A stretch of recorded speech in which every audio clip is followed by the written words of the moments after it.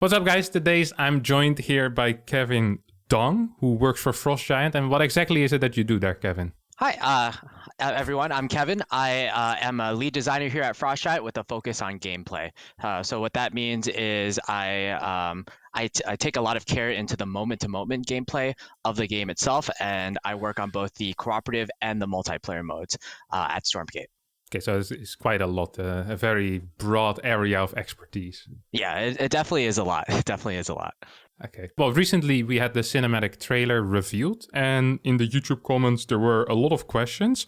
And so I'll just be asking some questions. I, of course, have my own questions as well. I'll be naming the people who asked the question as well to give some credit there. And the first question was a question that was asked by, well, literally everyone.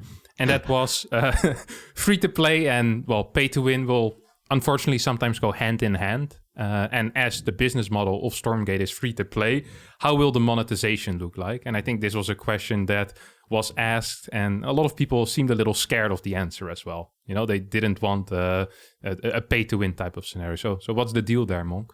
Yeah, so even though we are free to play, we can commit to no pay to win mechanics and no NFTs. So what will happen eventually is that we'll have an initial chapter of campaign. We'll have heroes, and we'll have access to competitive multiplayer that will be completely free. But if you're the type of player that likes more campaign content, if you're the type of player that likes new skins or new cosmetics or new co-op features, these are something that you can opt into. And this is something that will release over a long period of time.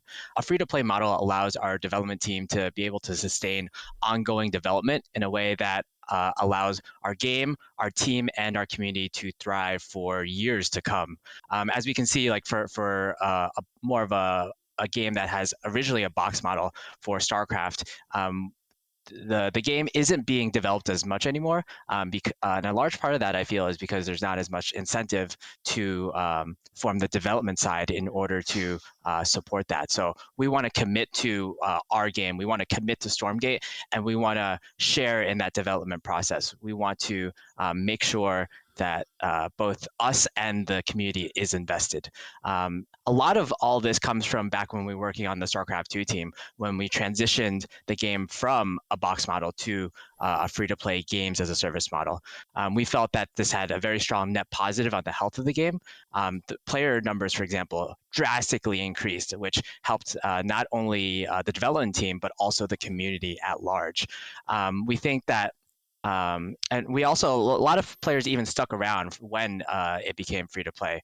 We're considering a very similar approach for our game, and this will include a closed beta period, and this will help us polish a lot of features and set expectations before the version 1.0 is released. And once that version 1.0 is released, we're going to have a consistent drumbeat of new stories, new gameplay updates, and we hope to keep the game nice and fresh for everyone in the future.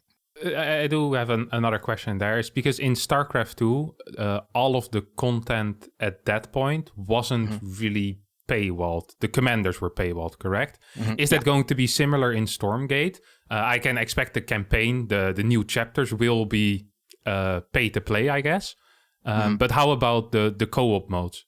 Yeah, we still don't have an exact monetization figured out there, but for the cooperative mode of the game, there's definitely going to be some aspect of you maybe not able to progress after level 5, for instance, which is the monetization model of StarCraft 2 co-op.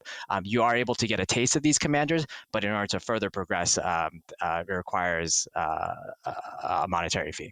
And in multiplayer, would that be the same thing? Because one of the issues you run into with free-to-play is, of course, the mass making of accounts that then get banned because there's a couple of dickheads running around. Will that be similar as the setup in StarCraft 2, where I think you need to play a single game every day for 10 days or something like that, and then you can get access to the multiplayer?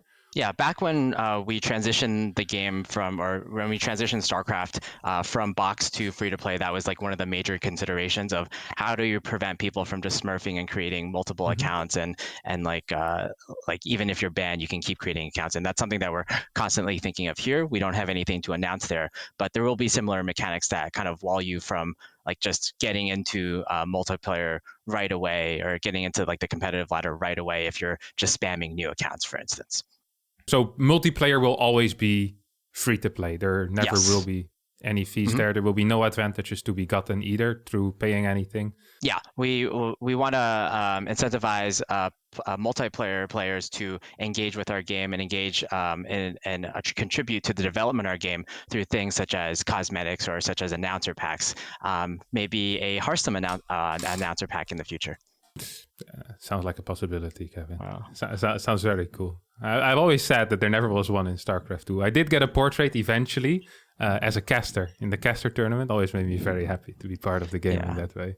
All right. Well, the history is that Dutch Kevins kind of like they are offered these announcer packs, but sometimes they don't deliver on them.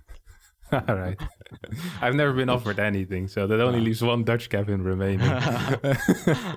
All right. Next question.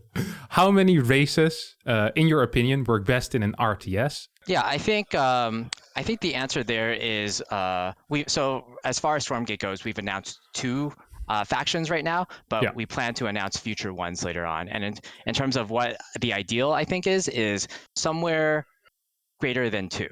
I think this a number greater than 2 allows for a great deal of asymmetry between the various factions, and at the same time, it allows people to identify with what their faction is. Oh, I'm the Zerg player. I'm the Terran player. I'm the Protoss player, for instance. With respect to 3 or higher, I think one of the biggest considerations is the ability to balance the game, right? And I think there's multiple approaches there. A big criticism that we often hear about Warcraft 3 and its 4 races is that, 4 races is incredibly difficult to balance. My opinion on that actually is that yes, it definitely is more difficult to balance, but I think people see the competitive history of Warcraft 3, and what they don't consider necessarily is that Warcraft 3 was never developed with a constant stream of updates in mind. It was a box model product, and yes, there were balance updates, but there was never really like a dedicated balance team to support it. So I think just because of that alone, and not necessarily because of the fact that it was a 4 faction game, it led to scenarios where, maybe Orc is beating Undead like 80% of the time over the course of 10 years. And I think if we have a system, if we have a competitive mode with larger or greater than 3 races, for example, then it's still feasible to balance with the mindset of, we're always trying to balance, we're always trying to communicate with the community, we're always trying to engage and make sure that the game is not just balanced, but as fun as possible for everyone. In that consideration, have you also considered like sub-factions, which I guess Age of Empires is kind of like that, where you have very similar races and then small changes or, slight differences, or maybe in the context of StarCraft 2, you could see a world in which you could pick certain strains of units, like how we did in the campaign, basically. Is that something that you guys also consider? Is that something that you believe to be viable? Yeah, I think sub-factions is a really cool idea. One way I think you can think of it is that in StarCraft 2, the co-op commanders are kind of like the sub-factions. They are sub-factions of the main Terran, Zerg, and Protoss races. For Terran, you have Raynor, you have Swan, you have Nova, for instance. And that worked really well for co-op. So one of the things we're trying to do is we're trying to more align the modes of the game, the PvE and the PvP aspects. So one thing we're experimenting with, and let me back up a bit and say everything I'm talking about today is not final. We're still in somewhat early stages, but one thing we're experimenting with is the idea of like these commanders or these sub-factions in a PvP mode. And I'm going to back up again and say we, of course, will later talk about the 1v1 mode and the 3v3 competitive modes. And those are going to be possibly very different from one another. So we're experimenting with sub-factions. We're experimenting with heroes in both the 1v1, the 3v3, and the 3ve cooperative modes. And they won't necessarily be in all the modes, but it's something that we're definitely working on. That's interesting. These questions are by Dashi and Arby, by the way. And now that you touched upon heroes, what direction is Stormgate heading when it comes to heroes? Or perhaps unit veterancy? Is this something that you guys considered? The one criticism I always felt that I had on StarCraft 2 was that individual units never were very important, even if they were. So like a Colossi with 54 kills was indistinguishable from a Colossi with 2 kills. They just like 2 Colossi in the army. And are you guys thinking of any type of visual indicators? Like in StarCraft 2, you had the rank. I think if a Colossi killed like 30, you get like Executor or something like that, or Super Protoss unit. I don't even know what they're called because we never really refer to units like this. Is this something that you guys consider in your gameplay, and is there something there? Yeah, that's actually something that I hear a lot from commentators, especially. They want to follow like Bob the Marine around, right? And they want to see, oh, Bob the Marine has like 40 kills, right? How did Bob the Marine get 40 kills? He's the first Marine built, and he lasted till the end of the fight. Usually that never happens, but we can pretend.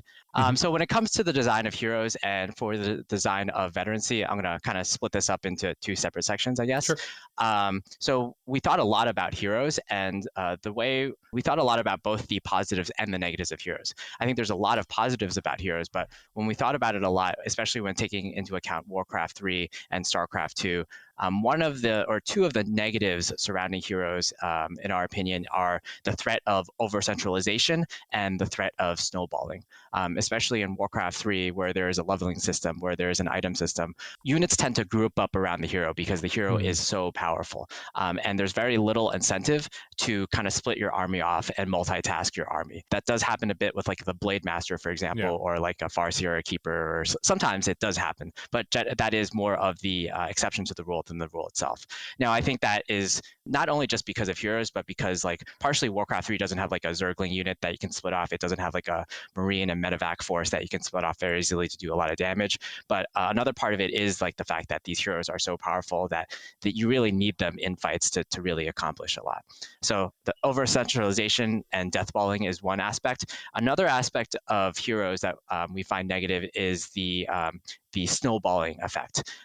Whenever you kill an enemy unit, that is permanently tracked on your hero. Basically, you gain a level from that, or you gain some experience from that. And you find that it can be very difficult to say if you're like 5 levels ahead or if you're 10 levels ahead of your opponent to come back into the game.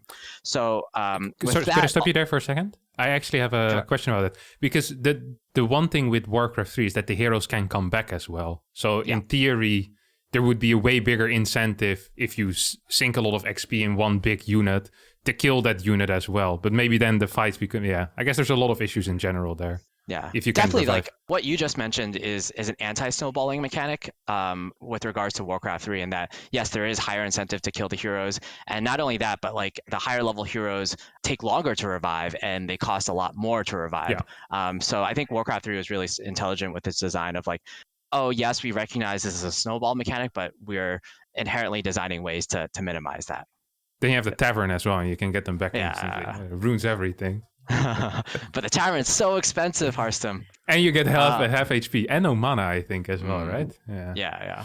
But back to Stormgate, where we landed on with heroes, and again, everything is still in the experimental stages, and we won't necessarily have heroes in all the game modes. Where we landed is kind of more of like a relatively powerful unit that is on the battlefield and doesn't necessarily have the leveling or item systems in Warcraft 3.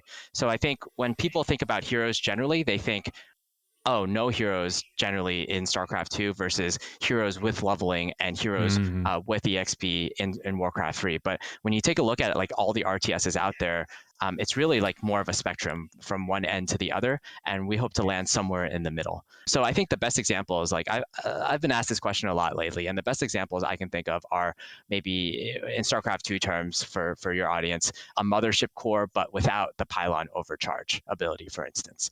Something that is like a unique unit on the battlefield that you can get relatively early on the battlefield, but isn't necessarily lethal, doesn't necessarily like can't necessarily like end the game. Like a ghost. And Candace.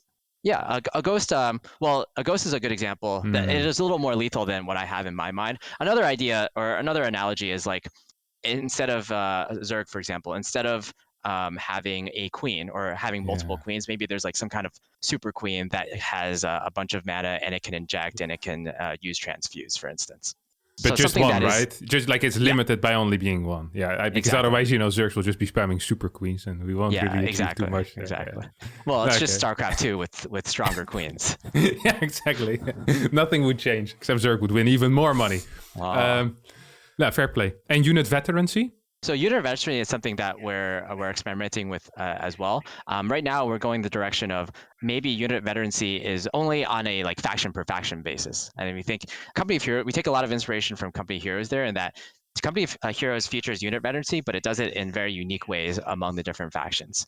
However, I did talk about the idea of the potential of snowballing, and I feel like veterancy overall is inherently kind of like a snowball mechanic, in that you get stronger over time and it's harder for your opponent to come back if you kill enough units. So that's something we're very careful about, not to fall too far with snowballing in our version of the veterancy mechanic. So it's a very a delicate balancing act there. One more thing there, something that people might not have considered yet and that I just came up with is what if you make units basically age? So the older they get, the slower they get as well. And after a while, they die off. That is a very anti-snowballing effect. That means that the moment you get an advantage, you need to use it quickly or your entire army just dies off. So you just slowly but surely see them age, and in their mid-20s, they're the strongest. Or in the case of Protoss, in their mid-2000s. I guess then you have some big racial imbalances there, where the Zealot stays alive for 5,000 years and the Marine with all the smoking that he's doing. Okay, maybe not the most brilliant idea, but something to keep in mind as well. Okay. Yeah, I think that's a cool idea. Maybe not necessarily for all units, but I think there are examples of RTSs that kind of do that. Like, for example, the Phoenix in Warcraft 3 is kind of a unit that does age, right? In that you summon it, it loses HP over time, it becomes weaker over time, but then it gets reborn, and it's kind of like a cycle. Yeah. So yeah, I think that can be cool, but maybe not like on an entire RTS wide basis, for example, where you have to manage the age of all your units on the battlefield. Your workers as well just explode.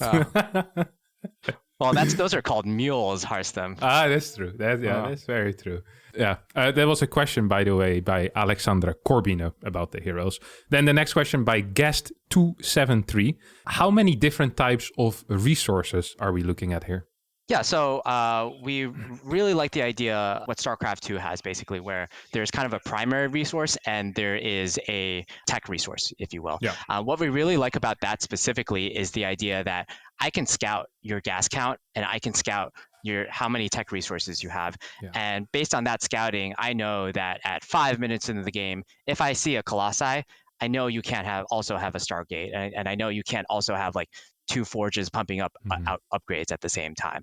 So that kind of scouting information we think is really interesting. In terms of the actual resources, we're taking a lot of inspiration from 2 sources. The first one is in StarCraft 1. What we think is really cool about how minerals especially worked in StarCraft 1 is that there's a diminishing return for each subsequent worker that you build. Maybe your first worker is able to mine minerals at 100% efficiency. Your second worker is able to mine minerals at 98% efficiency, and so on, right? And I think that creates 2 things. Number one, it incentivizes players to expand. Inherently. Let's say if you have 2 bases with 10 workers, you're going to be mining more minerals than if you're mining with 10 workers on a singular base, right? Yeah.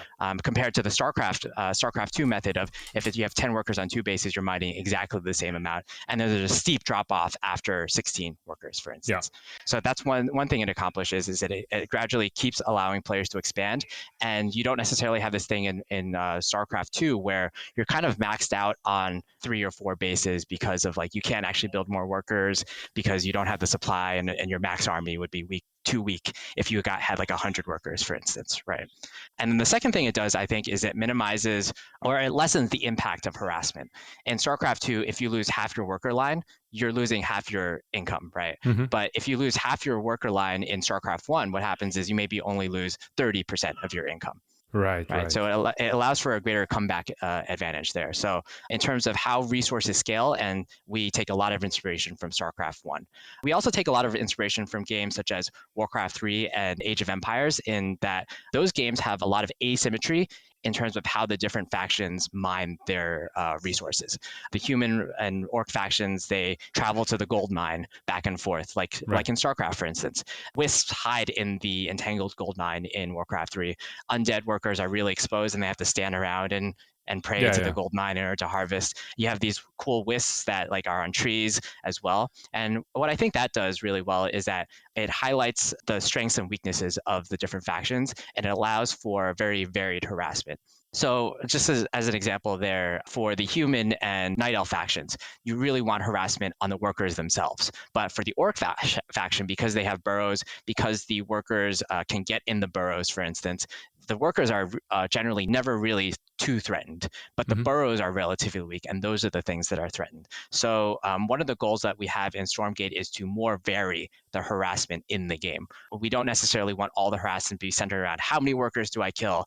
We want it to be more around like, can you kill these workers, or can you kill these buildings, or what about that specific building? And also the fact that you don't necessarily have to kill workers to get this economic advantage. For example, in Warcraft 3, if you're just hitting a building, right, you're forcing workers to be pulled off in order to repair the building, and you're forcing resources to be spent in the repair of the building. Right. So a lot of nuance there and a lot of asymmetry in terms of how the different factions handle that.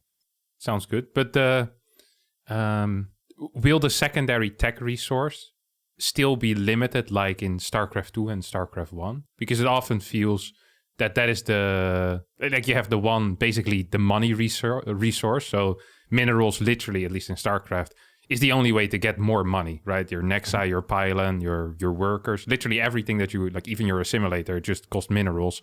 And then you have the other one that's just for tech and better units, basically.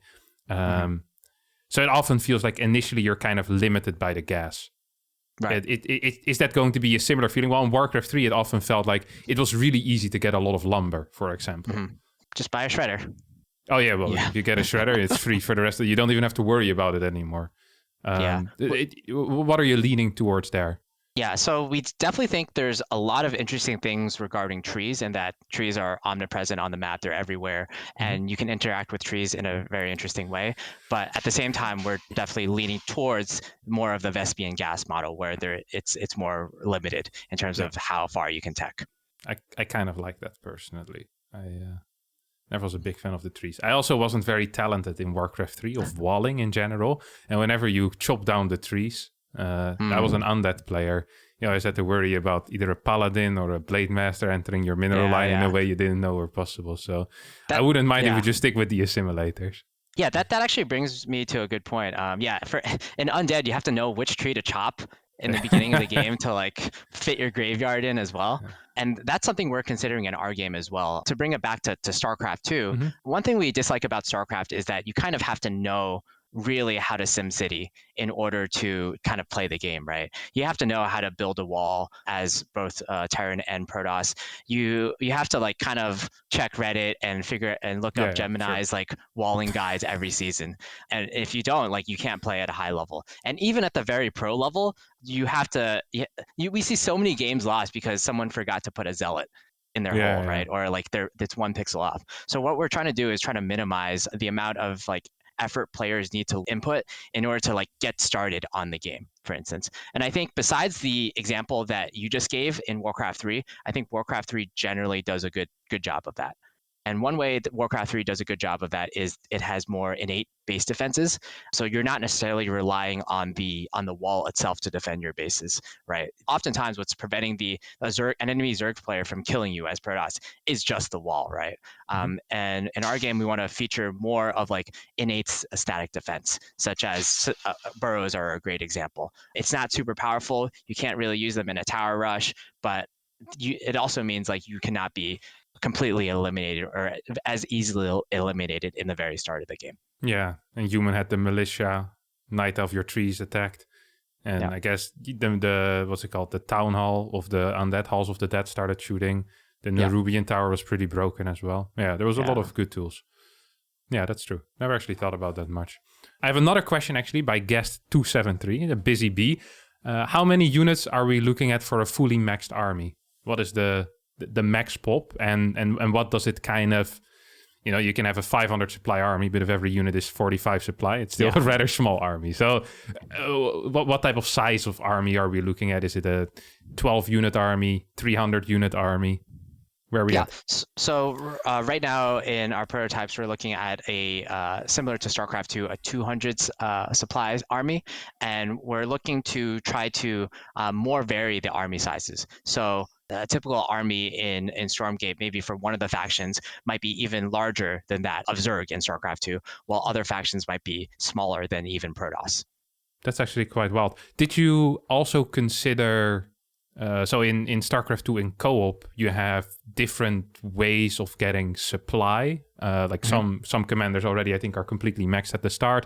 Some can only go up to 100. Others can go up to 200. Is this something that you also consider? Is that a possibility, or is that something that's just good for co-op, but not so much in the game, the one versus one experience? Yeah, we got a lot of feedback in co-op that like some of those commanders feel the commanders that don't require any supply feel really really good, right? So we actually at one point at one point is the keywords here.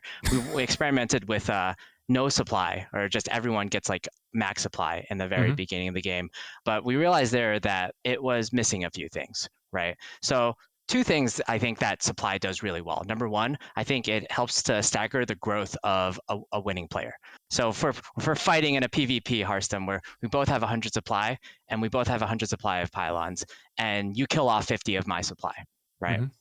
In order for me to get 50 supply back, I just have to build 50 supply of units. But in order for you to get 50 supply more, you have to invest Violence. in the Yeah. cost of the pylons and the additional units. So in many ways, we feel like supply structures are kind of an anti-snowball mechanic. Another thing is that supply structures can often act as like a cool, repeatable structure, or in the case of Zerg, a unit that you have to construct over the course of time at a very predictable pace. And what this does is it creates a lot of instances over the course of the game at that pace for interesting decision making, for interesting base building, and for interesting base placement. I think Warcraft 3 does this the best out of any game that I've seen. Two of the best examples, I keep bringing these up, but the Burrow and the Moonwell. And in both these scenarios, you force players to build these two units over time. You force them. You have to build a Moonwell early on. You have to build a Burrow early on, and they're not optional.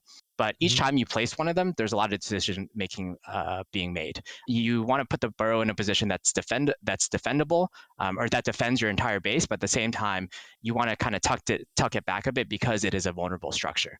What's interesting there is both Burrows and Moonwells, they provide both supply plus an additional bonus mechanic, either the ability to attack or the ability to heal your units like a shield battery.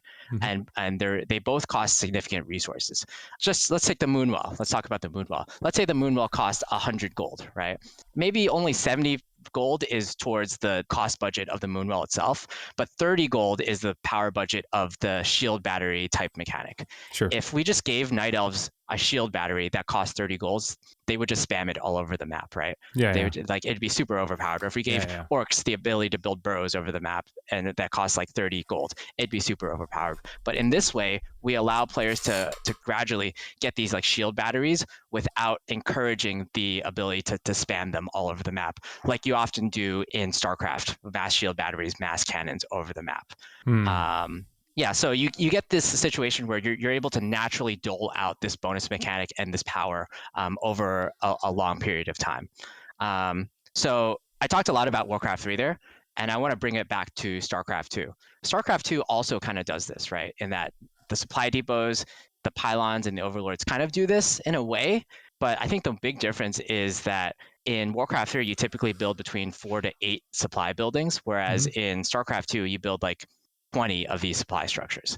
And what I end up finding is that, especially for Terran and Zerg, the first like 8 supply structures are very interesting in terms of where you place them. You wall off with them for Terran, and then you put them over the map as Zerg. But after that, it becomes really uninteresting because as Terran, practically you just throw the supply depots back in the back of your base. Yeah. Or as Zerg, for the vast majority of players, if you're not like Cyril or Raynor, for example, like you're just like throwing them in like a corner of the map where Mm-hmm. they're not so vulnerable. And the key thing there is like the 4 to 8 number, really, I think. In our game, we want these structures to be interesting and doled out at a very sustainable pace and not at a pace where there's just so much going on that you really don't care about what you're doing there. And you just like throw them in the corner of a base because it is more of a chore than an actual like interesting decision. To continue on that thought, I agree with the sentiment around supply structures that like being supply blocked really, really, really, really, really sucks, right? Mhm. Like you just can't do, you feel like helplessness for 30 seconds, right? Well, So one thing, I've seen yeah, some or people feel helpless for a minute and a half in a row. that's never happened to you, Harstem, I bet. No, never. Not once. Yeah. But we realize this is like one of the pitfalls of supply structures, and what we want to do to help that is that maybe we don't want supply structures to be such a hard cap. So, for instance, maybe your units build at like 50% of the build speed if you don't have the supply structure. So it's more of like make the supply structures are more of like making it a bonus. Another idea is maybe if the supply structure is just built very, very quickly. So you still have to have the cost of building that supply structure, but you don't necessarily have to have the frustration of a minute of time where you can't build it. Hmm. It feels nice when I always like the supply capped stat in StarCraft 2, especially if you did particularly well and the other guy didn't. It's like, oh, this guy was 5 minutes supply blocked. So you kill a couple of overlords with your Phoenix. It feels very good. Because you know he's had a bad time. I think part of fun, at least for me, is knowing that the other person is not having a good time. You know, that just enhances your own fun, at least in a 1v1 competitive game. Usually I'm a cooperative person, so I like when everybody has a good time, but not in StarCraft 2. Sorry, I think I cut you off midway there. Or were you done? No, Okay. no, I'm good. Yeah. Perfect. The next question is, how fast is the game going to be? And just a pretty big question, like the early stages, like are we looking at StarCraft 2 6-worker start or 12-worker start? But also, like how fast, for example, do the supply buildings build? Like in Warcraft 3, that was painfully slow. How long are the games going to last? It's all just kind of, that kind of goes in there, hooks into each other. And it was a question by Dashi again. I would say I think pacing is a really interesting question because there's so much that goes into pacing, right? There's different stages of the game you can talk about, and there's, for example, how quickly units kill each other, right? And specifically with regards to how each of the stages of the game will work, what I imagine is that our game is going to be somewhat closer to the early stages, at least, are going to be somewhat closer to either Warcraft 3 or the 12-worker start of StarCraft 2. We want to get players into the action as quickly as possible. We want them to be engaging with the other player, and we want them to make interesting decisions as long as possible. I know the 6-worker versus 12-worker start was very controversial, and like there's people on both sides with equally valid arguments, but I would say like the main benefit of the 12-worker start is that I felt like in the 6-worker start, there were a lot of games where you were just doing the same thing over and over again for the first 5 minutes of the game. And the 12-worker start allows you to get into the game very quickly. In terms of game lengths, what we're aiming for in the 3v3 competitive mode is somewhat of a more predictable game length at around 20 minutes or so, with some variability there. With regards to 1v1, we're looking at something more open, similar to that of StarCraft 2, with the exceptions being we're going to do our best to try to make it so that the game variability is slightly lower, meaning that you won't have as many games that last like 2 minutes, right? And you won't have as many games that last for 2 hours, for instance.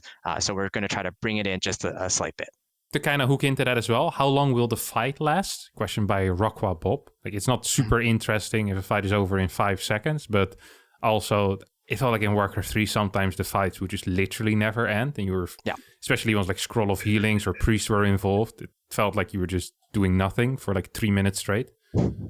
So our thoughts there is that we often get feedback that StarCraft 2 is a very punishing experience because of how quickly the units die. So oftentimes, like if your first like Marine dies, for example, or your first few Marines die because you weren't looking at the screen at that very particular moment, the game kind of just ends, right? If 1 or 2 key units die.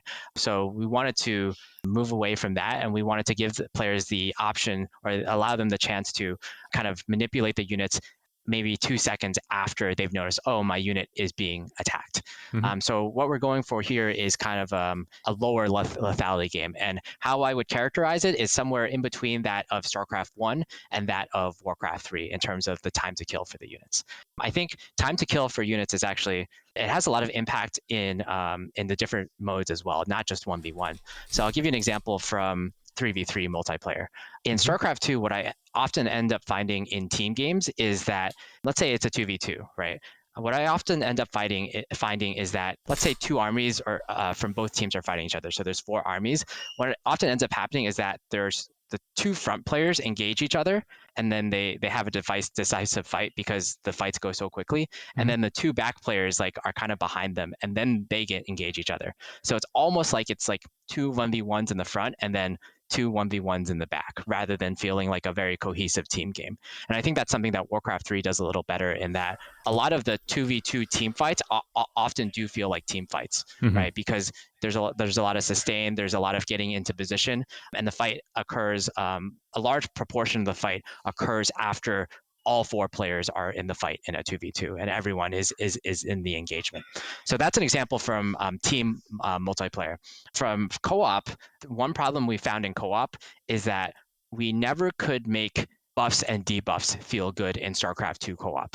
And I think that was one of the main pitfalls of StarCraft 2 co-op, because we had this entire category of abilities that are really cool in other genres, like MOBAs, RPGs, that we just couldn't use. And that was because StarCraft 2 co-op and StarCraft 2 as a whole was designed around high lethality and be able to kill everything just instantly, right?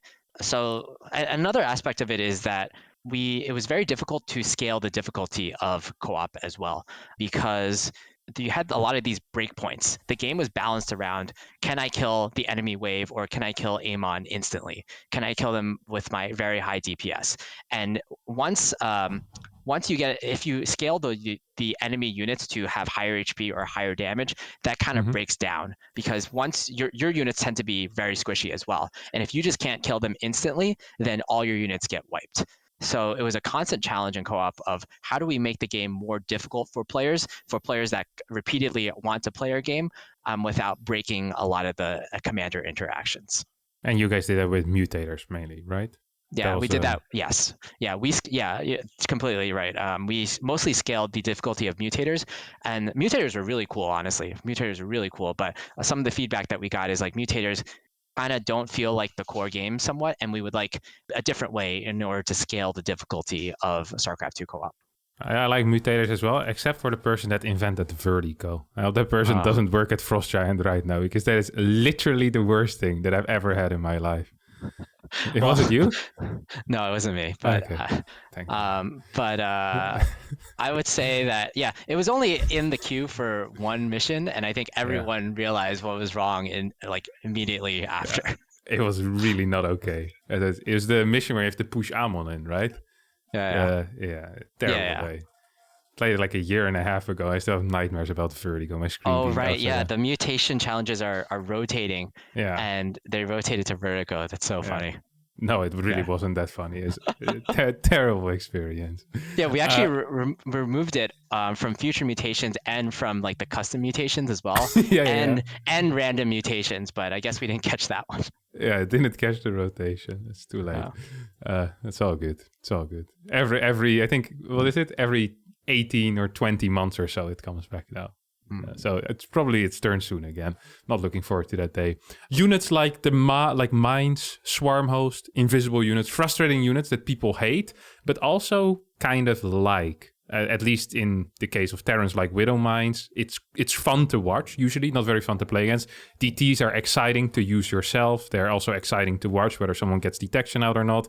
Swarm hosts weren't interesting to play or to watch. So what are your thoughts basically on invisible units, these very high impact units like Widow Mines? I guess disruptors fall under that as well, and timed units. Well, Okay, a lot of questions there. yeah. Let's go through them bit by bit. Invisible units. Oftentimes in StarCraft, you get hit by DTs and you kind of just lose, right? And in Stormgate, we want to minimize that amount of that frustration. We don't want players to immediately lose because they didn't scout this one thing immediately, and we want players to be able to continue onto the game. So right now, our design of cloaking, for instance, is more based around what Warcraft 3 or a lot of MOBAs have, where you are cloaked and you need detection to see cloaked units. But once the enemy attacks you, they break the cloaking, so you're unable to continue attacking while you are cloaked. And Yeah. then the next question was about, oh, sorry, go ahead.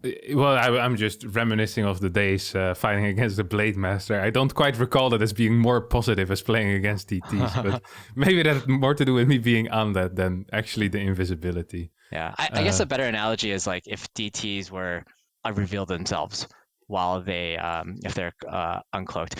The Blade Master is kind of a unique scenario where it's like a super powerful hero unit Yeah, yeah. that No, fair. we were trying to avoid in Stormgate as well. Yeah. But yeah, next question was about frustrating units like the The high Widowmine. impact units Yeah, sure. like disruptors. Yeah. Yeah. But the Widowmine's also a cloaked unit, so that kind of Yeah, the falls into double territory. frustration. Yeah, yeah. Yeah. Yeah, it's a good point. Widowmine is doubly frustrating. So, but the counterexample is like this.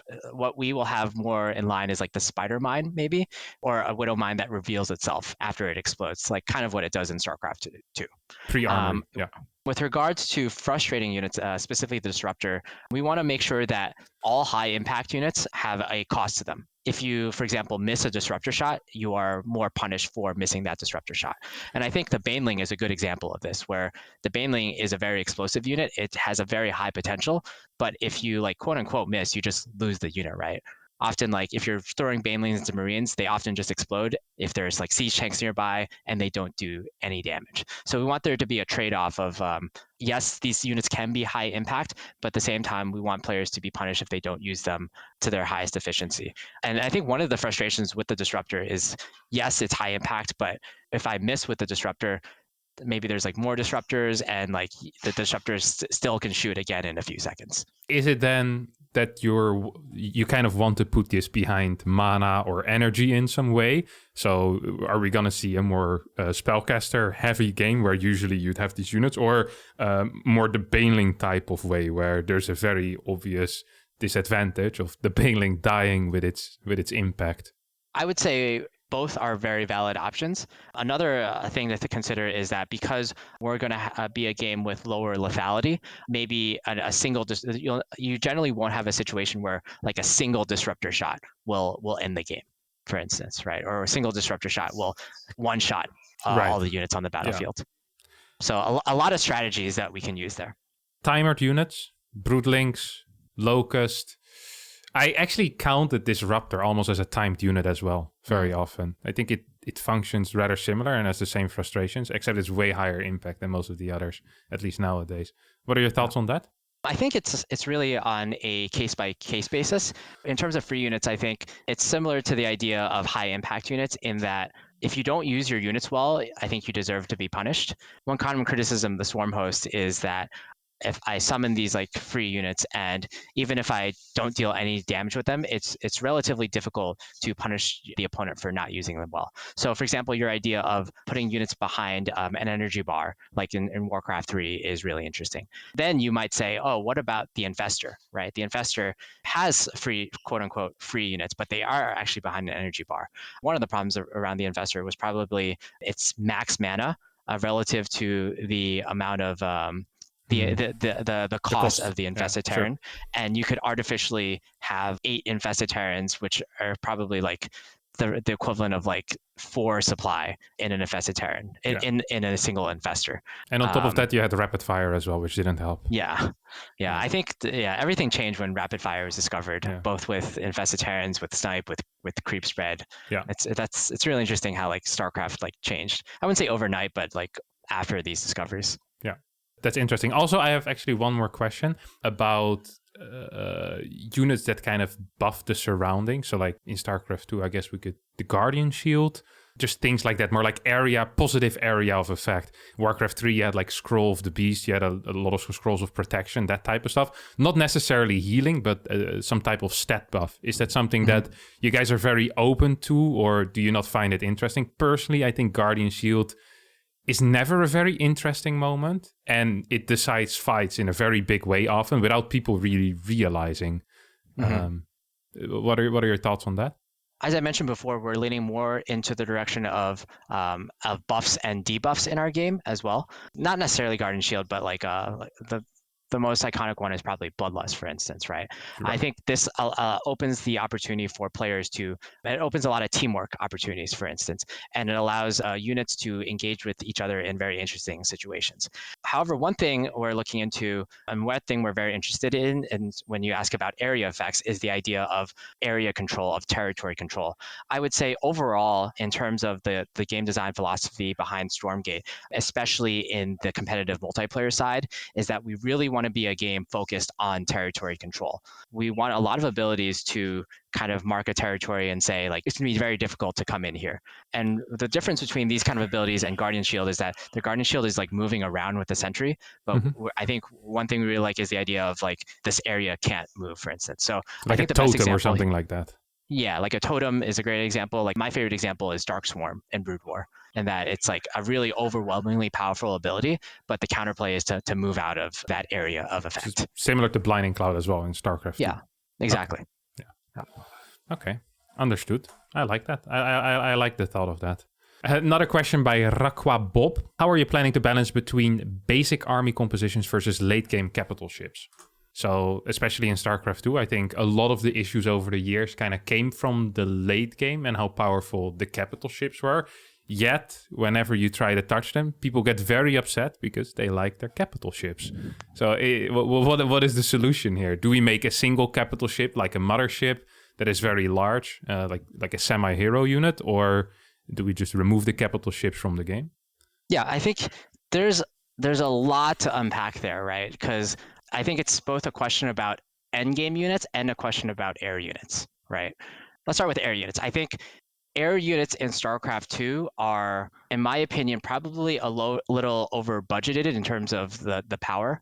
I think just air units overall are very powerful relative to their cost in StarCraft 2 because of the fact that they can ignore terrain. So again, one of the pillars for Stormgate is the idea of territory control, and another one is the importance of terrain. So we really want terrain to be important in our game, similar to how it was in StarCraft 1. One of the things it means is lowering the impact of air units because they're so able to traverse the terrain very well and so able to move around without effort. In my opinion, ground versus ground units, those kind of battles are very interesting, right?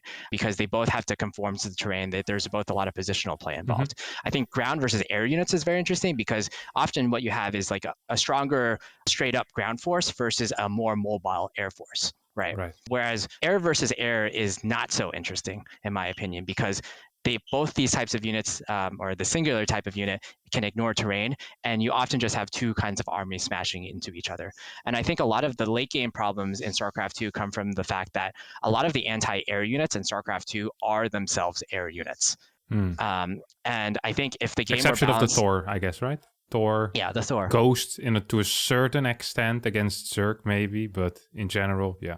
Yeah, and with that in mind, like one thing we want to commit to is lowering the power of air units, I would say overall, and also creating more opportunities for ground to air play. So kind of more Goliath or like kind of Thor-like units that are able to counter the air units from the ground.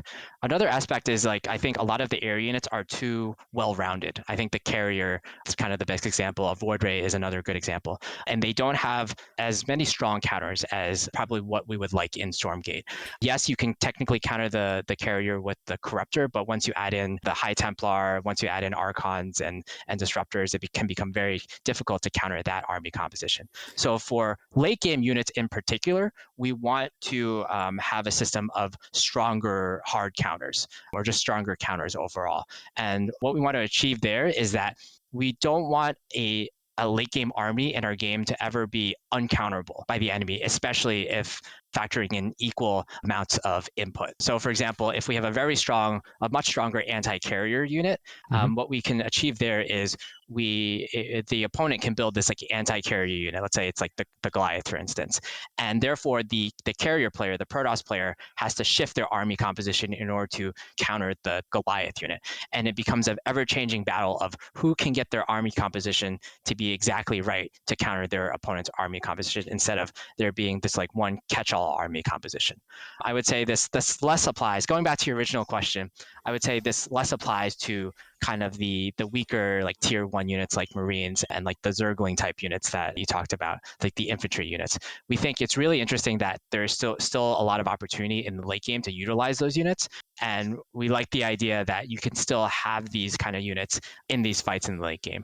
I think some of the most interesting interactions in StarCraft 2 consist of two opposing armies that have kind of a strong backbone and a mobile force.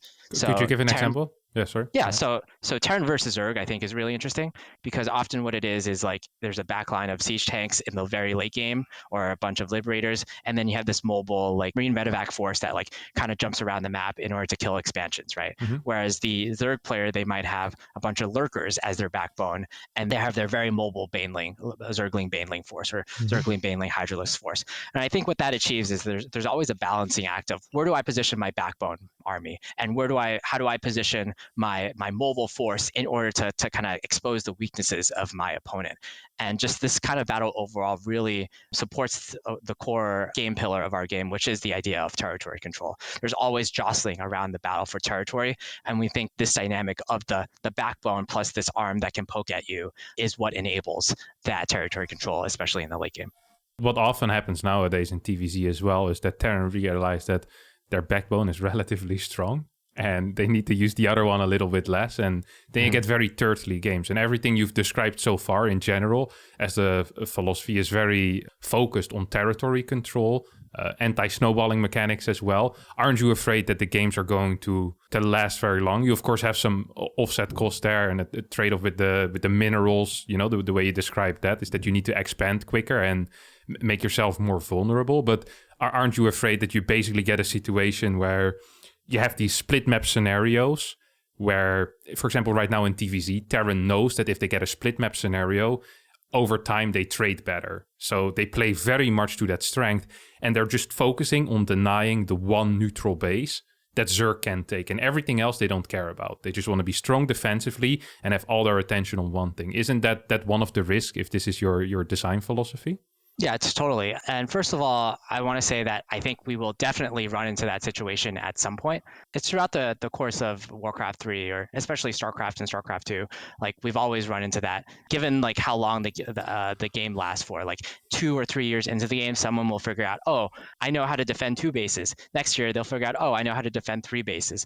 And I think eventually we will get to that state. And it's just a matter of kind of balance in the game with regular balance updates to account for that. That being said, I think in terms of being able to turtle, one of the things we're looking at is we really want players to be able to poke at other players. The ability to like have a Dark Swarm ability, for instance, that really is able to really bust expansions at a trade-off, of course. We really like the idea of, yes, you can hold specific points very easily, but oftentimes you might have to spread yourself too thin if you want to take half the map, for instance. Sure. And then map design comes into that a lot. I feel like some of the most turtly maps I found throughout the history of StarCraft are ones that are very thin and that allow you to split the map very easily. So I think when it comes to map design, if we have wider maps and maps that are more square or where it's less easy to have that divide, that's something that can help to alleviate that problem. Sure. You've mentioned the balance patch just now, and I believe we also have a question about that. Yeah, how are you imagining balance updates to look like? Big patches versus small patches? And that question was asked by Harstem. Wait. That's me. Oh, I see. I'll put my own name on there a couple of times. Gotta get credit when I ask a good question as well. Otherwise, these guys think I steal everything from the YouTube comments, and that's not the goal. You have some individual thoughts as well, Harstem. Exactly, yeah. In terms of balance patches, let's go back to StarCraft 2. There's always been a debate among the StarCraft 2 team of how to do balance or the philosophy behind the cadence of balance patches. Especially initially, there was a lot of credence given to the idea that StarCraft 2 was a game in which you tried to achieve mastery because the patches or the game always stayed static. And there was a lot of pride in the idea that, this game is never going to change. I'm going to become the best at this game.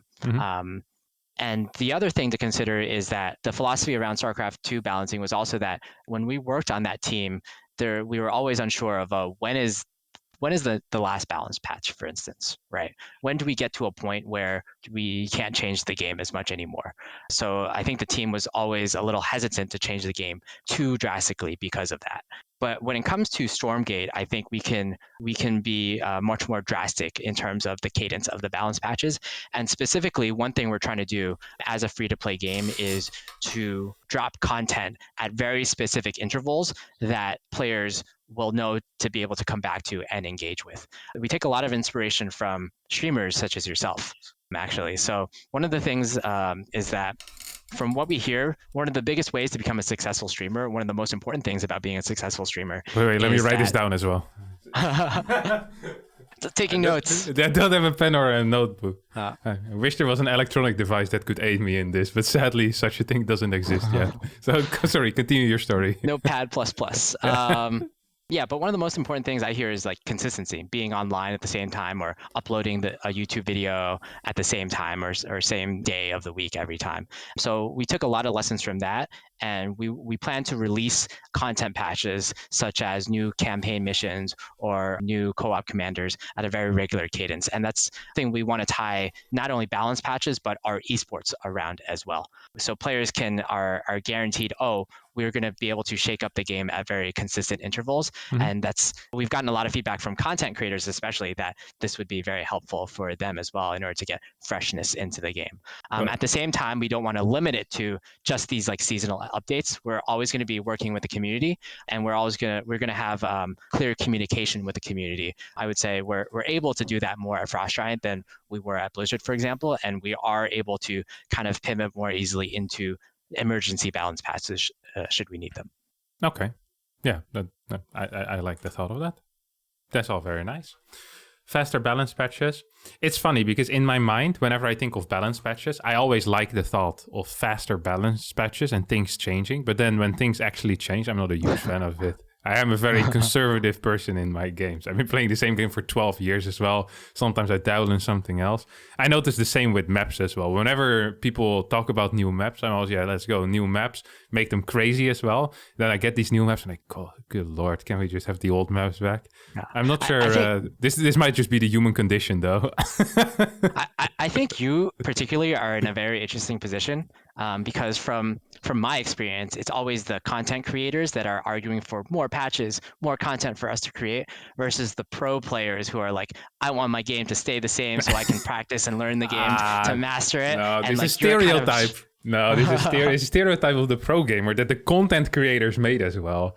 And I realized this once I shifted into more of a content creator. Now, this is a fake narrative, I think. A lot of pro gamers are fairly open towards it, especially at the start. But there needs to be set things. You can't... It's really frustrating when something isn't set in stone. We need to know when the limit is, and then we can kind of mentally prepare for it. I think a lot of it has to do with managing expectations as well. And I think that's one of the things in StarCraft 2 is where we initially were kind of primed to not having any patches ever. And you kind of get used to that feeling, right? But if you know that every 3 months something is going to change, it also changes up your playstyle a lot.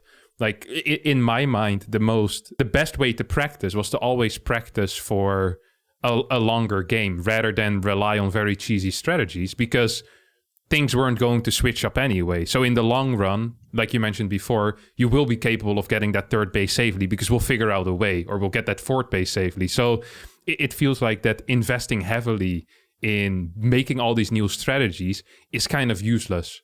And that is something that I always did regret a bit with StarCraft, and do regret a little, is that sometimes it feels like the strategy is a bit out of it and it becomes extremely mechanical. And I get very excited by the strategical part as well. Not because I'm someone that's brilliant with strategies, but I can appreciate it when, a hero plays a completely new style. It's like, oh, that's really cool. And now we'll be playing that for a while. And it's very interesting to get to optimize it as well, because that's also what interests me. But yeah, I think it's a lot managing expectations as well. Yeah, back to the optimization aspect. I know we were both in the same optimization major at one point. Harstem. Yeah, well, I was very briefly in the same optimization major, very brief, but as a lifelong passion. It's crazy what 6 weeks of university can do to you there, Kevin. Yeah, I think it's like the same thing that attracts us. Like optimization is what attracts us to StarCraft as well. Just the idea of like there's always like these new strategies, but how can I make them a little better? For me in particular, I I actually enjoy like thinking about optimization and thinking about optimizing the game from a player perspective rather than playing the game myself. So I can definitely get into that mindset. Yeah, yeah, it's definitely very fun, and not a passion that I thought I would have 15 or 20 years ago. I was a very different type of Warcraft 3 player, but we can discuss that another time. All right, I need to move back a bit in my document. Yeah, we haven't really discussed the air, ground, ground, naval, or even someone suggested air and space being there. And I got told that apparently in Anno 2100 or something like that, you could go to space. So like a completely different thing. I'm not sure if this is true. This is just hearsay. This question got asked by, who was it? Naders asked this question. So what's up with that? Naval? Is there a possibility we see some water? Is there a possibility we're going to space? I would say, so I kind of already addressed the air versus ground topic. Yeah. So we're talking about ground versus naval, and this will apply to space a bit. We thought a lot about naval units in general, and we have two main concerns with naval units. The first is that we feel like they're really limiting for map design. Let's say you have a faction and you have like these 10 regular units, ground and air units, and you have these 5 naval units, right? Okay. So basically what you're forcing map makers to do is you're forcing map makers to put water on every map, or you have them not put water on the map, like what happens in Age of Empires, and it's almost a completely separate game. We want all of our units to matter, and we don't want to limit map designers into creating the most interesting maps that they can. So number one, limiting to map design. Number two, if you have naval units in your game, it's more likely that you kind of trick players into building the wrong type of unit. For example, I really want if I'm a player that really wants naval dominance, I can get into a position where I build too many submarines and I'm attacked by ground units and the submarines can't hit the ground units. So I'm in like a kind of like really weird, like basically game losing situation. And that generally doesn't happen in StarCraft or Warcraft 3, even though like, let's say you mass like 1 billion scouts, right? They're not very good at attacking ground, but they can still kind of attack ground pretty well, or they can kind of attack ground somewhat. So you don't have like 0 attacking power to your ground units. So we don't want to get to a position where one player is stuck on air, or one player is stuck on ground, and one player is stuck in the sea, and they can't interact with each other, and one player just wins because of that. Yeah, that you mention it would make it very tricky to have the correct importance on the water as well, right? Like either it's too important and you're only going to see naval battles, or it's not important enough. And the moment someone loses on the water, they'll just either switch completely to ground and say, okay, I can't win water anymore. I actually like that. Yeah. Makes a lot of sense. Are you afraid of players being separated between the two modes? Because there's 2 major game modes. It's the 1v1 and 3v3. And from what I understood, the plan was kind of to have people be in between the two. So it's like an entry, basically. They can go through the 3v3 and then if they want to, they can continue on to 1-on-1 or they can stay with 3-on-3 forever. How do you kind of see that, the competition between these different modes?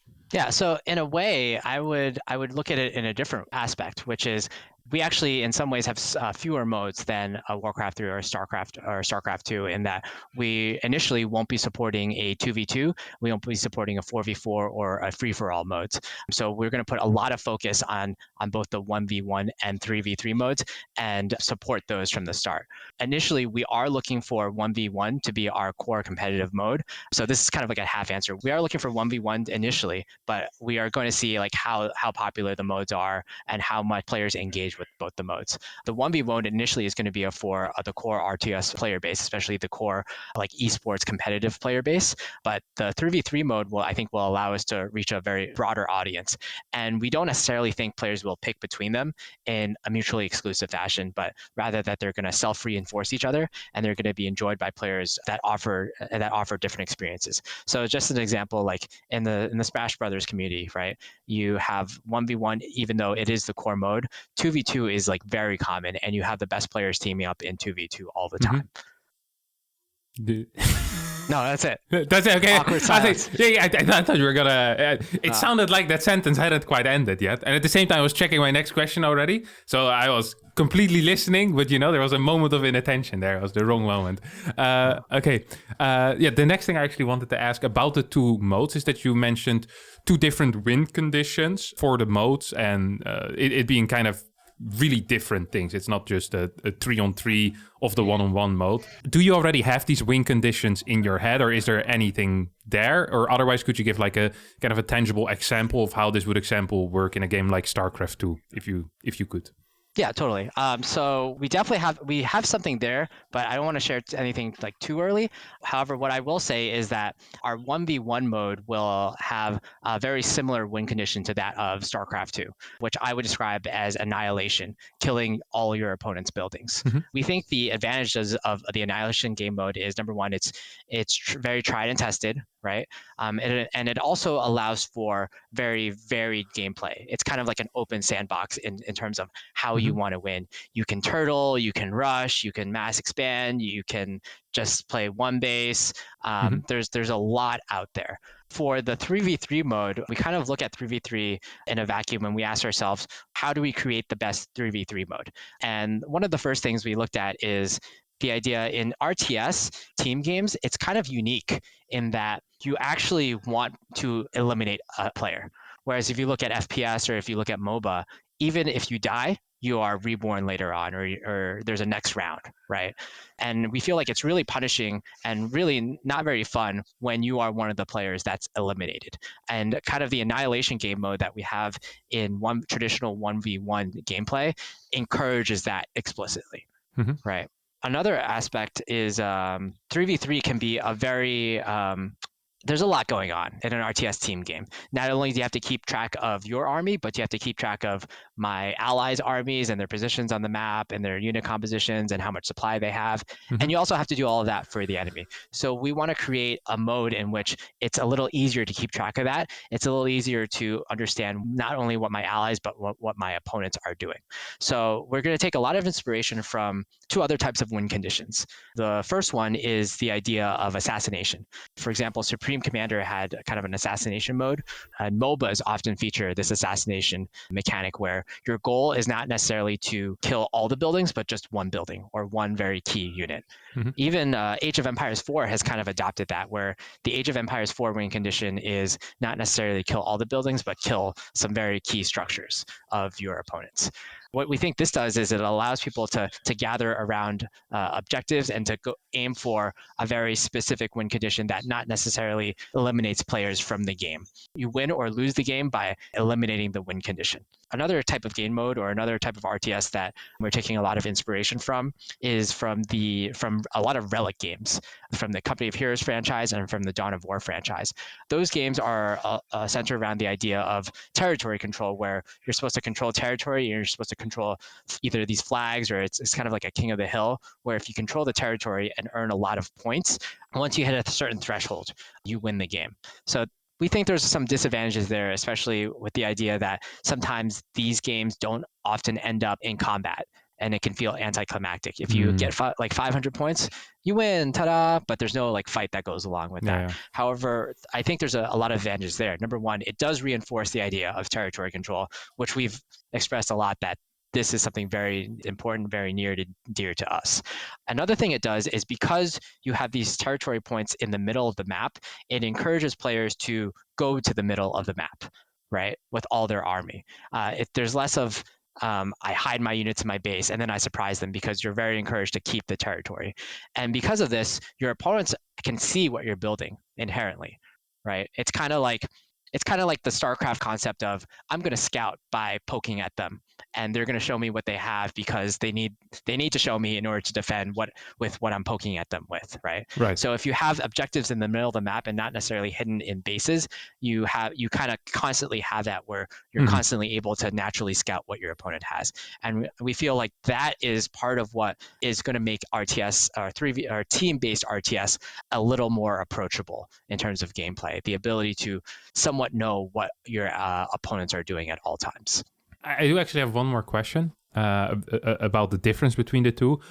Are the units in there going to stay the same, or are you just kind of messing with the objectives or the win conditions, or are you also like introducing extra things, or perhaps taking things away, or messing with stats?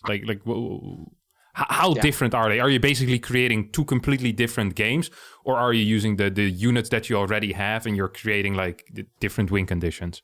Yeah, I would say that as much as possible, we're going to try to maintain the stats of the various units across the two game modes to allow it to be more approachable and Okay. to allow players to jump from one mode to the other. Mhm. However, in terms of like the mechanics of the game, that's gonna all hands are on the table there. A question by Dash Ahira. Are you guys planning on selling the studio to Activision anytime soon? Well, let me just get out my phone and speed dial Activision. No, I am not aware of any plans currently to either sell the studio to Activision. I think a lot of people are glad to hear. I got lost again. Yeah, the difficulty that a lot of new RTSs and RTS in general has with unit control, pathing, making things easily readable. The first things you notice when playing a new RTS, and which allows a lot of people, by the way, that after playing 2-3 games in an RTS to go, oh, this isn't for me.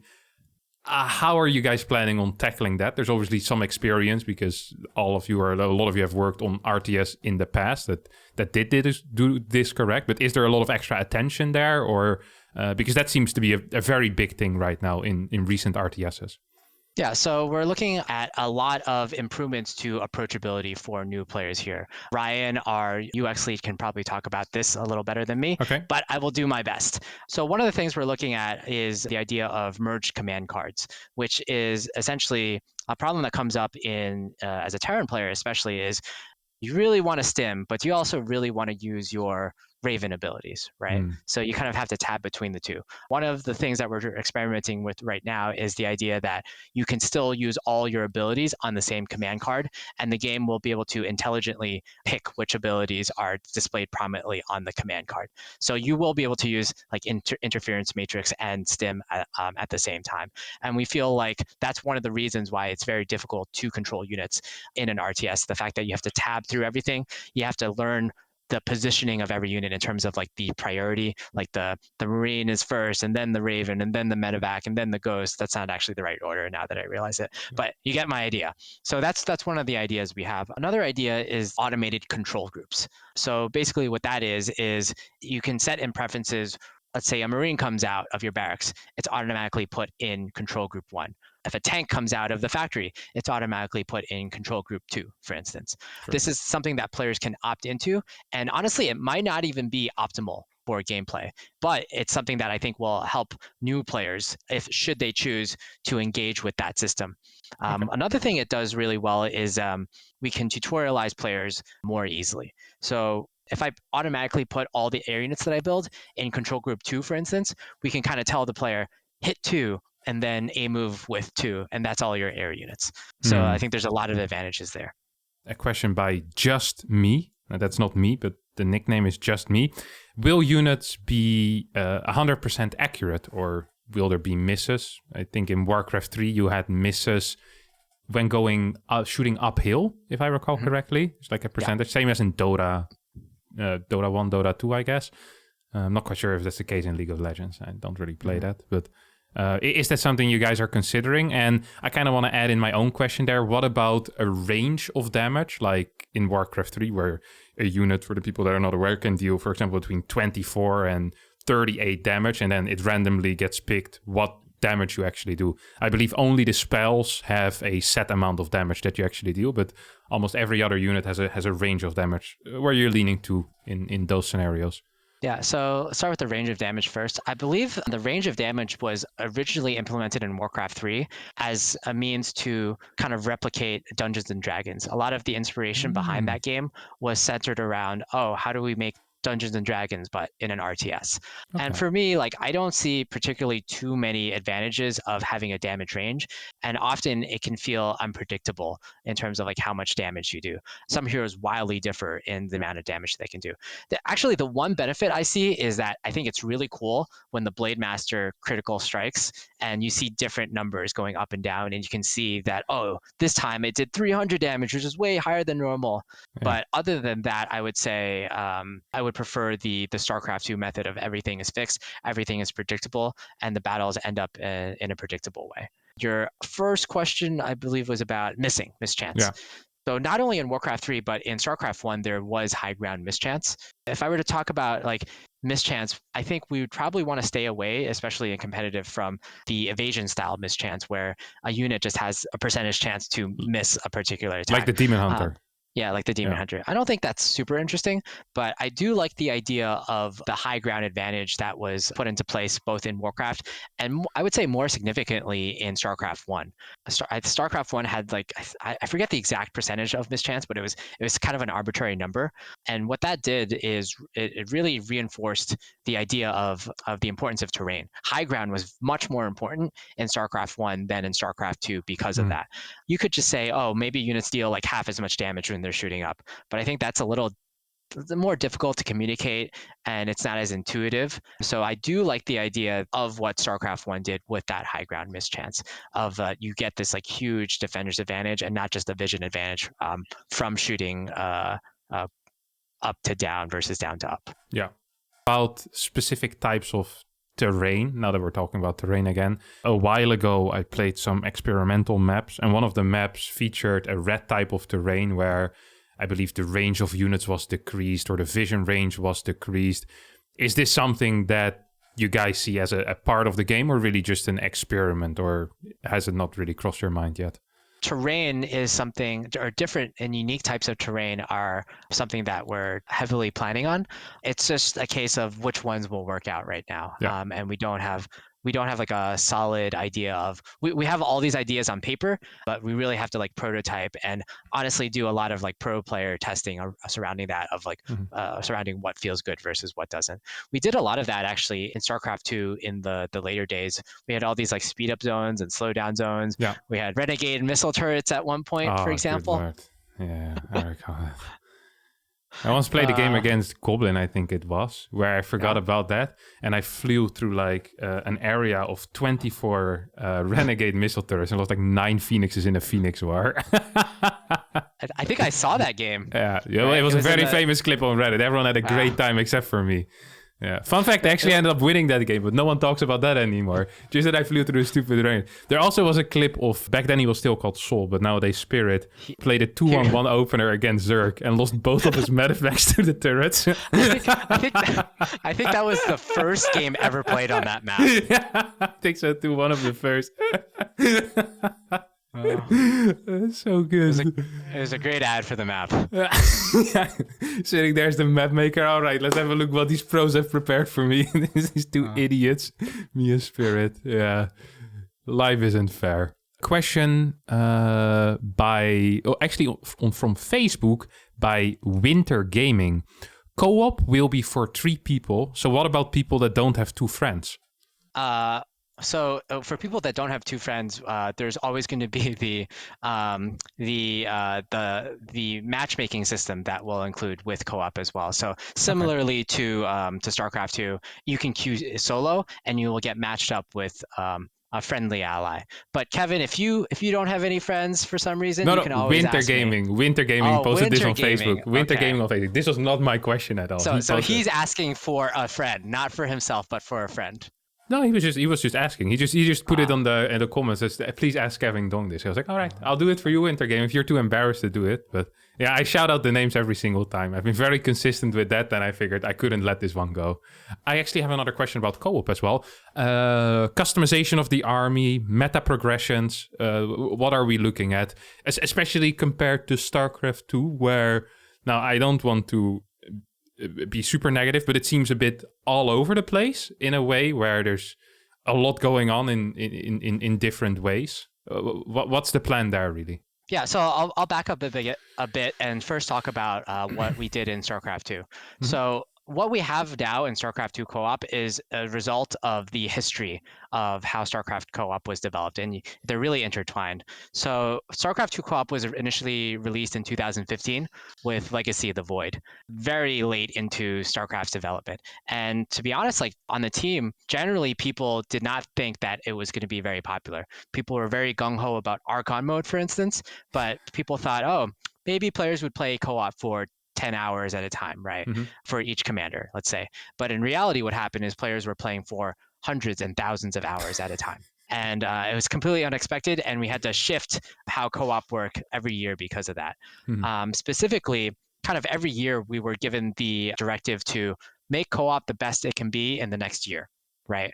And we didn't know like how much runway we had after that. So every year what we tried to do is we had this like initial base building block, and we tried to build the next best thing on top of that, and then the next best thing on top of that, and the next best thing on top of that.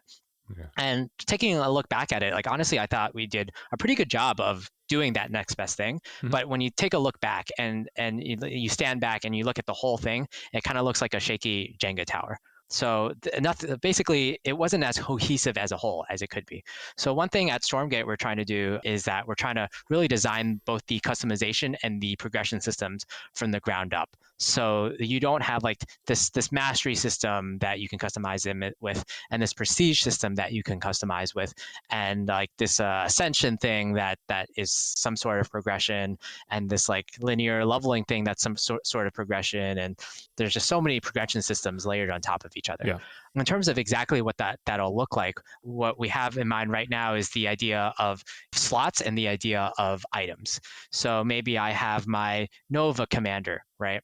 And I equip her with like or like I have my Zergling unit and I equip my commander with a fire orb, for instance, and then the Zergling unit or the Nova commander will shoot fire, right? Or you can equip them with like a lightning orb, and he shoots lightning.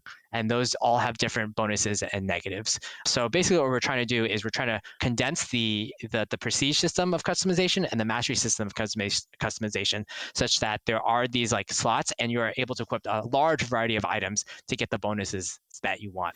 And what we think this will do is there's a lot of options for customization, number one, and number two, it'll be a lot of opportunities for more combos. It'll be kind of like a deck building game in which you have these two items that really synergize well with each other, and these three items that really synergize with each other. And will the synergy just be within the commander, or you're also planning to have, because one of the things, and I'm not a very experienced co player. I've been playing like weekly for like a year. I've watched you, Harstem. Okay, I'm not good, but I'm relatively experienced at this point. I'm not great, but I have a good time. And the one thing that it sometimes feels like it lacks a little is the specific need for synergy between commanders. Is this something that you're looking at with the items as well, and between commanders, where especially if you have 3 people, like you have a very large amount of types of teams that you can make. Are you guys paying any special attention to that? To really making it feel more like a team effort rather than 2 individuals that do work together and can even be on voice call together, insult each other if Up3 Zelda doesn't listen to my well-intentioned advice. Like these things, is it more of a team effort? Yeah. Well, you got to listen to Harstem, Sal. Like you got to work on that. But yeah, that's actually one of the other major improvements that we intend to make with Stormgate. In StarCraft 2 co-op, I would describe it as every commander maybe had somewhere between 0 to 2 ways to help your allies, basically, in meaningful ways. Artanis is probably the best example in that he has all these shields and these ways to protect your ally. Then you have these other commanders, like let's say like Nova, that maybe doesn't have as many of these mechanics, right? So in Stormgate, we are intentionally trying to design somewhere between like 3 to 5 opportunities for cooperation between allies, and we're going to try to create more interesting and impactful ways of cooperation.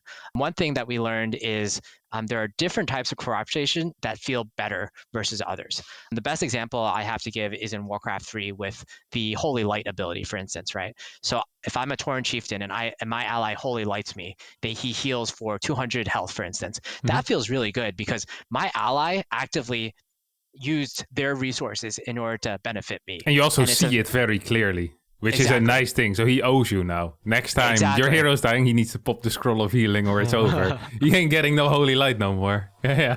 Exactly.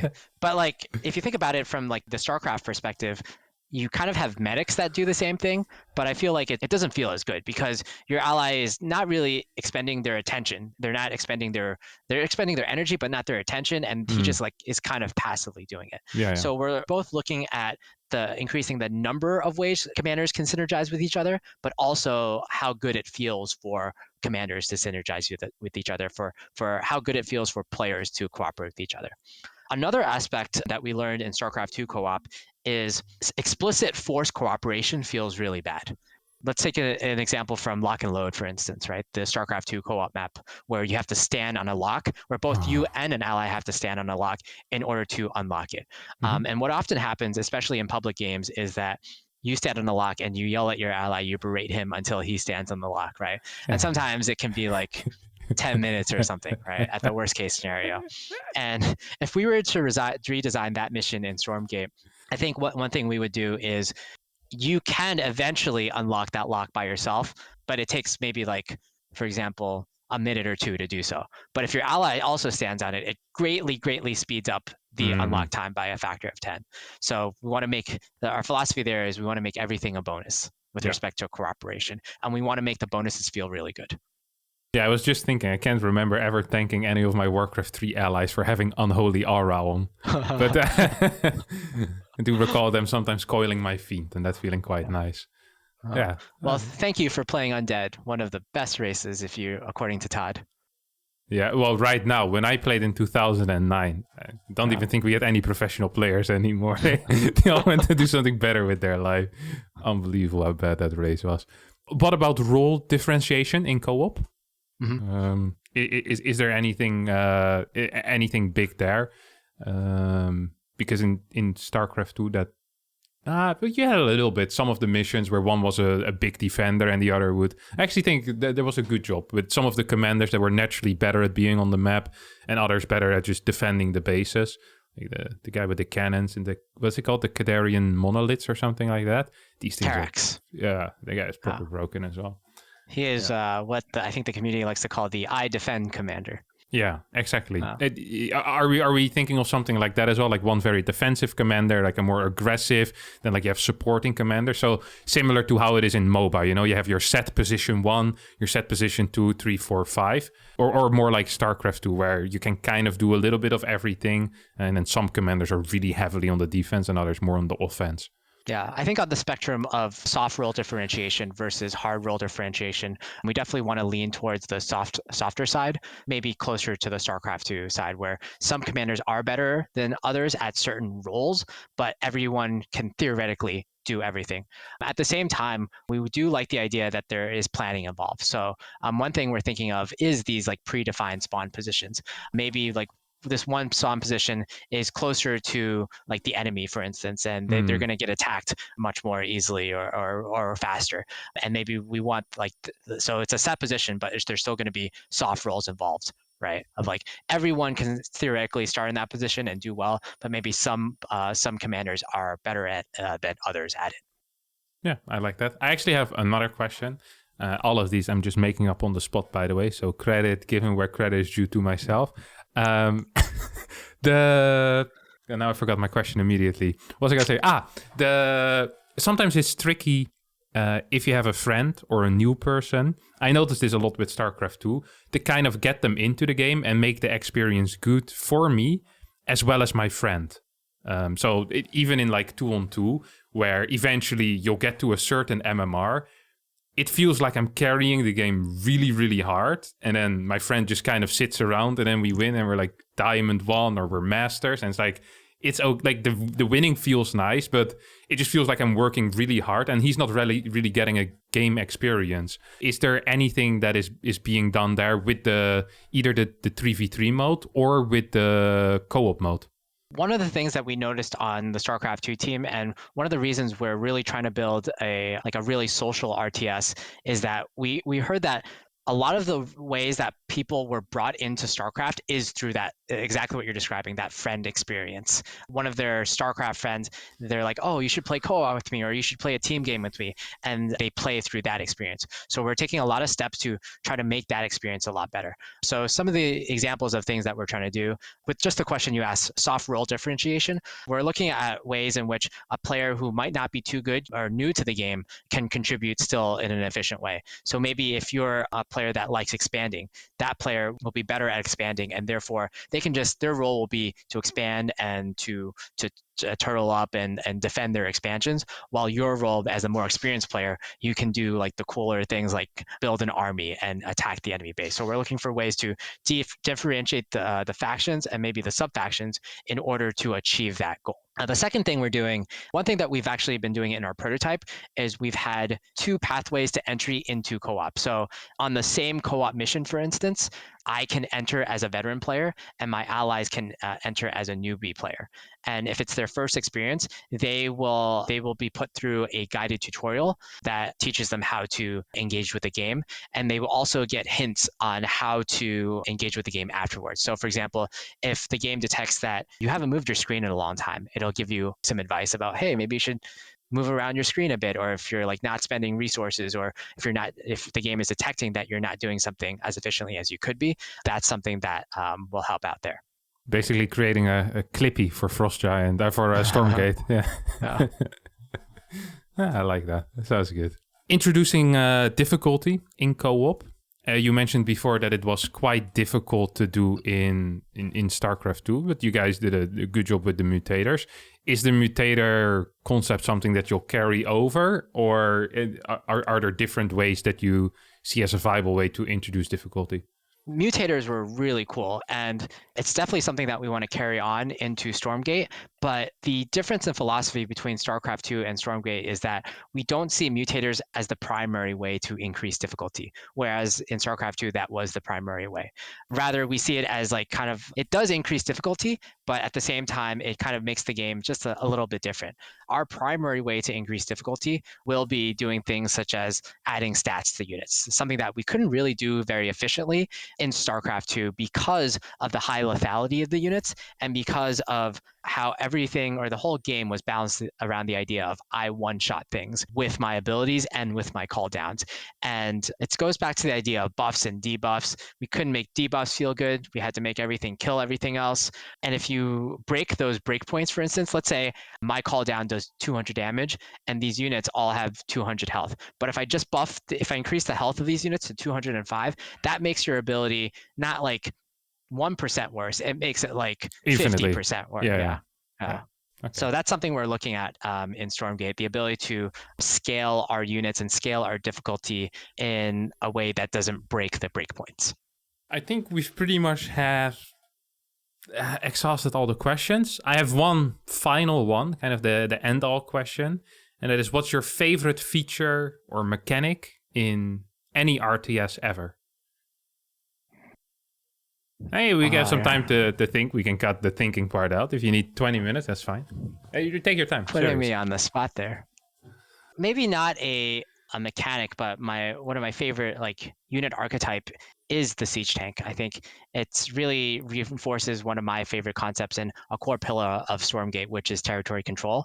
But it's not an overwhelming unit in that you can just aim move with it and in a death ball sort of fashion, and you just win the game. It has very clear strengths, it has very clear weaknesses, and it can hold a position very easily. I like it. It's a very good answer. Is there anything you would like to still say in general? You know, something you feel like I haven't asked a question about that you're dying to talk about? Well, I'm dying, Kevin, to tell people how to sign up for the beta. Oh, really? Yeah. I think I already told them that at the start of the video before you were here, but we can do it again, of course. Is it perhaps to go to playstormgate.com to sign up for the beta? And perhaps maybe even to wishlist it on Steam as well. Oh, wow. Yes. Sign up for the beta, wishlist on Steam. And Harstem, you forgot the most important part, which is tell all your friends to do the same. Stormgate is going to be a social game, so we need all the people we can get. I like that. So it's a good pitch. I like it. All right. Well, I'll thank you very much for your time and for your very long answers at times, but very detailed as well. It was very enjoyable and a good look in the mind of you and perhaps of Stormgate as well. It was very enjoyable. Thanks so much for your time, man. Really appreciate it. Yeah, of course. Anytime. Anything to support a fellow Kevin. Yeah, glad to hear.